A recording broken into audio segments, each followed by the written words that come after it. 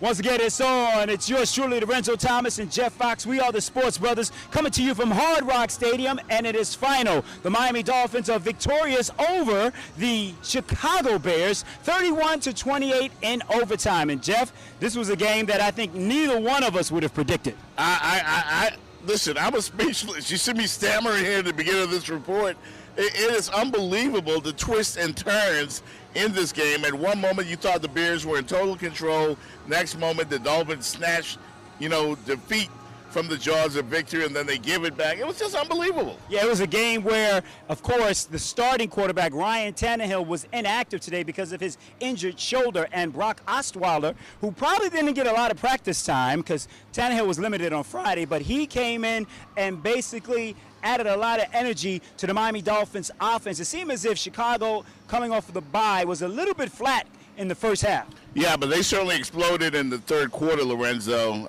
The Bears made some big plays, jumped out to a 21-10 lead. I thought they were about to put this thing away. And then, of course, that's when that big interception happened in the end zone you spoke about. T.J. McDonald making the play. And that inspired the Dolphins. I thought that was a huge turning point in this game, and a game of a lot of turning points. But that interception really saved the day, I thought, for the Miami Dolphins. It really did, because I thought the Chicago Bears were flat in the first half, and they came out at halftime. I mean, they just put 14 points, and next thing you know, T.J. McDonald comes to save the day, where the Dolphins' defense has just been bailing them out throughout the entire season. Yeah, these guys lead the league in interceptions. I don't know if a lot of people are aware of that, but the Dolphins find a way to take the ball away. They might bend a lot. They might give up a lot of yards. They might give up a lot of yards on the ground. But when they get in the red zone, as they did today, they had two takeaways, Lorenzo, in the red zone, an interception and a fumble recovery. And, again, the big plays and taking the ball away by this Dolphin defense is what ultimately led to victory, because the Bears were on their way to winning this game in regulation. Yeah. And then your boy Tariq Cohen from the Bears fumbled. Big hit from Kiko Alonso, recovered by Xavier Howard. And you know what? Led to overtime, and here we are. I don't know if we could talk about it. I'm going to mention it. Quarterback controversy. Can you say that? I mean, Brock Osweiler, you have the stats. He threw for over 300 yards, and I don't know if really it's going to be some type of quarterback controversy because Ryan Tannehill was out because of his shoulder, but he threw over 300 yards. You got the stats? 380 yards for Osweiler, 3 touchdowns and 2 picks. A lot of that was rack, because you got to give it up. You got to give it up to Albert Wilson, who basically took a 5-yard pass. He had a 47-yard touchdown and a 75-yard touchdown run. So that rack was just adding up today. Absolutely. Wilson took some, those short passes at the line of scrimmage, took it to the end zone. Again, but Osweiler, man, he had some up and down moments today, but I thought he did a tremendous job.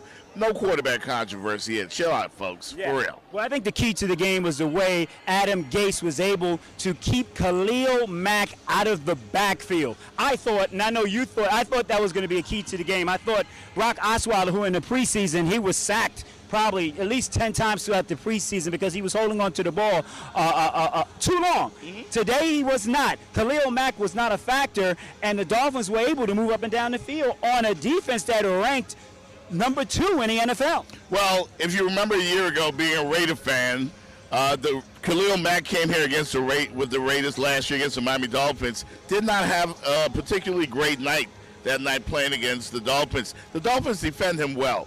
And then they left the running back. They kept chipping him all day, which was very, very important. Right. You got to chip Khalil Mack. If you don't, he's going to wreck your total game plan. So kudos to Coach Adam Gase on chipping Khalil Mack and keeping a running back and paying extra attention to him. He was pretty much quiet the entire day. And the key to that was Frank Gore. He was the key. He was the veteran. Kenyon Drake, a lot of times when he's in the game, he tries to take it to the house, or he's not able to pick up the block, as well as the veteran, the future Hall of Famer, Frank Gore, who rushed for over 100 yards today and he was tired at the end of the game. Oh, he gave it his all. He's 35 years old, but you heard the crowd today going, "You, not boo." boo. Right. They were going you because they still remember that legend from the University of Miami, Frank Gore, who ran so hard, Lorenzo, and on the potential game-winning drive, ran 32 yards inside the red zone, and it looked like they were going to, just lay into the end zone at that point from the 1-yard line. And the fumble happened with Kenyon Drake. Right. And I'm saying to myself, well, I was in that end zone, and Frank Gore was begging to come out of the game, and Gates didn't want him to come out. Right. He wanted him to stay in the game, call the timeout, hopefully to give Gore a chance to get some rest, and they put Kenyon Drake back in the game, and that's when he fumbled the ball on the 1-foot line. They were that close to putting the game away in overtime. At that point, I said these type of things only happen to the Dolphins. They only happen to the Dolphins. Yeah. But, as fate would have it, man, the Bears, Cody Parkey, a former Dolphin, missed a potential game-winning field goal, and we all saw what happened from there. So this was one of those days, Lorenzo, up and down the field. Big plays, turnovers, interceptions, explosive plays on both sides of the ball.